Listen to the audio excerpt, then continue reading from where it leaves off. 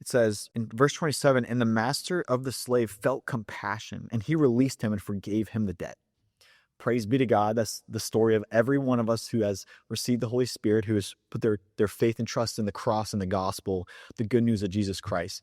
That is what we have received. We have received forgiveness of an unpayable debt that we could never repay. And it's so beautiful to see the heart of God, but it's also heartbreaking to see the heart of man. And if we continue on this story, it says in verse 28, but the slave went out and found one of his fellow slaves who owed him 100 denarii. Pause. 100 denarii. So we talked about a talent, which is 20 years of wages. We're going to now talk about the denarii. Oh, you guys can cast your ideas in the comments for how much you think a denarii is worth. But a denarii, drum roll, is worth 1 day of wages. So it's so interesting to see this contrast. We have someone who owes a king 600 million days of wages, and then someone who owes that slave 100 days of wages.